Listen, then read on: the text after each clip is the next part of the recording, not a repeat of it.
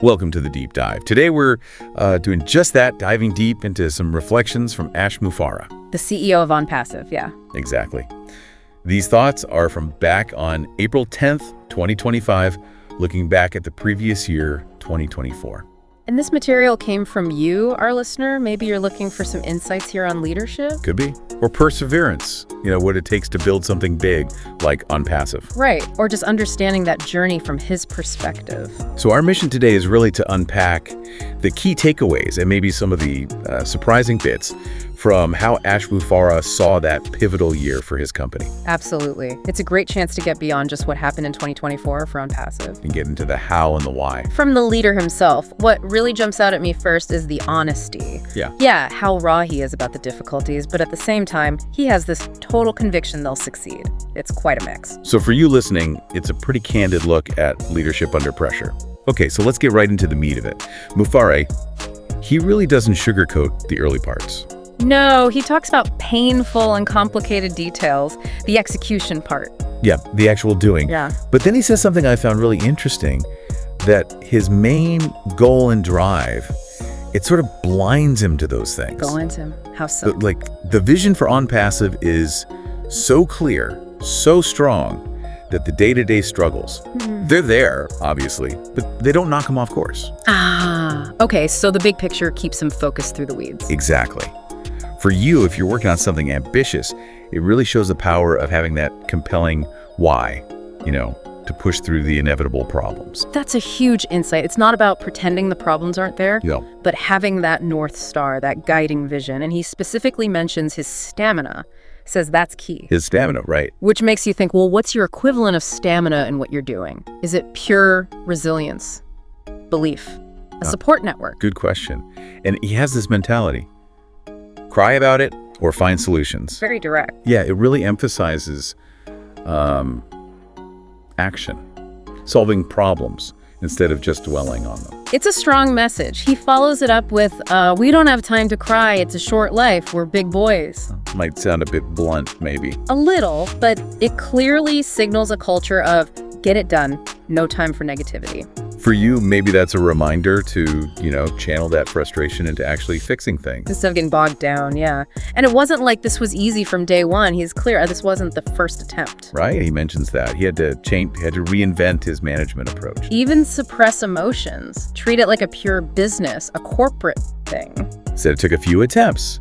That tells you a lot about how building something significant really works. It's iterative. And that implies growth, doesn't it? An evolution in his leadership. Definitely. It wasn't just a straight path. There were changes, adjustments. And learning from mistakes, clearly.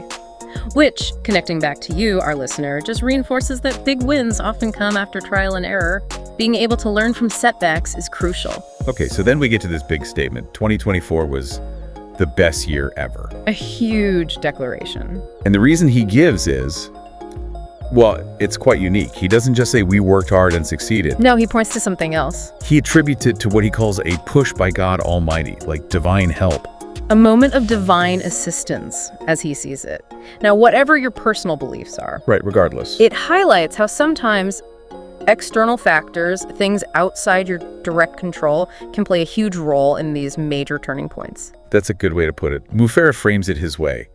But the underlying idea for you could be about recognizing, luck, unexpected chances, the team's energy. Exactly. Forces beyond just your own efforts. And he does link this perceived intervention back to his own hard work. Yes, he does. His genuine intention to make a difference, and importantly, the quality of the people he'd gathered. He mentions an enormous amount of leaders and good people who are deserving. Yeah, he says they're worthy of this happening to them. I'm going to lift them up, push them through, and that was it. It's a powerful idea, isn't it? Effort and outcome being linked, not just for him, but for the whole team. And crucially, he pushes back hard against any idea that he's some kind of genius who just nailed it right away. Which is refreshing. Totally. He even admits to being horrible previously, as surprisingly blunt for a CEO. Yeah. Looking back on success. What do you make of that?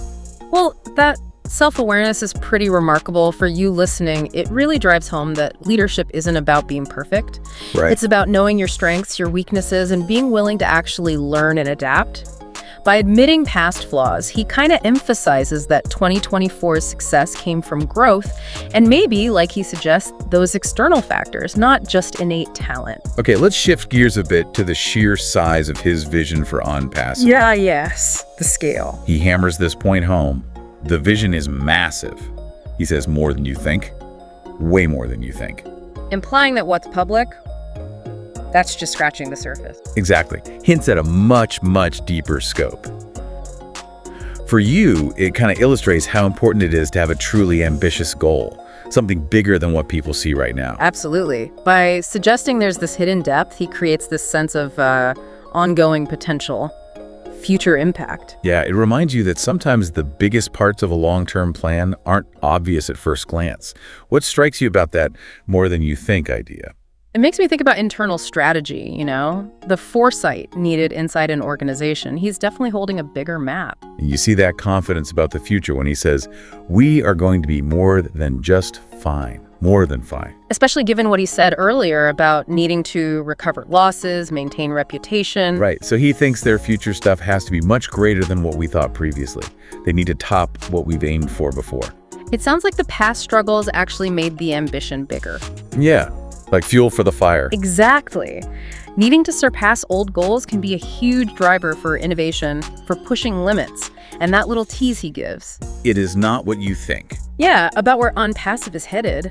It doubles down on this idea of a surprising, evolving vision. And he dismisses speculation, even mentioning a brother Chris Johnson by name, saying none of it is accurate. Which suggests they really believe they've got something original planned. For you, maybe it prompts a check. Are you really thinking outside the box in what you're pursuing? It's fascinating, too, how he describes the actual result in 2024. He says it was a lot better than what I worked for. Better than he expected. Yeah, like it stretched his appetite for what could be achieved. He even says, looking back, that level of success should be in the first place. Like that's the new baseline. Wow. So exceeding his own expectations fundamentally changed his perspective on what's possible. Seems like it. That really speaks to the transformative effect success can have, redefining potential, fueling bigger dreams, and his view that the past struggles were actually necessary. Yeah, for growth, for leading better in the next phase or the upper level. That's such a valuable way to reframe challenges. For you, it suggests those tough times aren't just obstacles. They can be crucial preparation for future success. He expresses gratitude for them. He then gets very specific, shares an anecdote about working with his teams in India. Right, the large teams there. Hundreds, even thousands hired over time. And he describes these situations. They'd worked incredibly hard prepping for a launch, right? But then in the demos, product wasn't there yet. Not up to his standard. He literally says, I started smacking my forehead. No, I'm not going to put my name on that. That gives you a real sense of his standards for ONPASSIVE, uncompromising. It really illustrates those painful details he mentioned earlier, doesn't it? It does. It highlights that gap that can exist between effort, even massive effort, and the final desired quality, and the leader's role in holding that line. For you, it underlines how important it is to have clear standards and, well, be willing to make the tough calls to maintain them, even when people have poured their hearts into something. Definitely. Then he contrasts that with the O-Connect launch, which he admits had issues. A little bit out of hand, he says. But it was necessary. He felt it was crucial to reveal and expose everything. So it sounds like even a bumpy launch served a purpose. Learning, development for ONPASSIVE.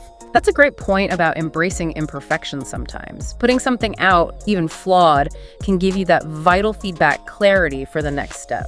And the implication seems to be that those earlier experiences where he was glad they didn't launch certain things. Thank God we didn't go with those, he said. That directly paved the way for the better results in 2024. When that perceived intervention happened. Right, when divine intervention, if it's safe to say interfered, as he puts it, led to this much better outcome. And the feeling he describes then is just, wow, this is better than I thought. I never knew it could be this good. Such a powerful way to describe exceeding even your own highest hopes. It really cements 2024 as this breakthrough year for him and ONPASSIVE. His whole story weaves together, sticking it out, high standards, learning from mistakes, and this belief in factors beyond just his control making a huge difference. For you, it's a reminder that sometimes the biggest wins can surprise even the person driving them. They can surpass even your wildest projections. So, okay, wrapping this up for you, our listener. You've just had a deep dive into Ash Mufareh's look back at 2024 for ONPASSIVE. A transformative year, clearly. Definitely. We've heard his candid take on the challenges, that relentless perseverance fueled by a big vision, his belief in that external push, and this drive to blow past old expectations. His focus on solving problems, constantly learning, keeping those standards high. Lots of insights there into the mindset needed to build something major. Really valuable stuff about leadership and pursuing ambitious goals. Absolutely. It's a fascinating look at the messy, unexpected reality of leading a high-stakes venture. Mufareh's reflections really invite you to think about dedication, adaptability, and, well, the potential for those truly game-changing breakthroughs. Which brings us perfectly to our final thought for you today. Thinking about Ash Mufareh's experience, attributing that key turning point partly to forces beyond his direct effort. How might you think about the role of unexpected factors, maybe intangible elements, in your own big projects? What could be that unforeseen push, that element you haven't fully accounted for, that might unlock outcomes even greater than you're currently aiming for? Something to chew on. Definitely something to reflect on. Thanks for joining us for this deep dive.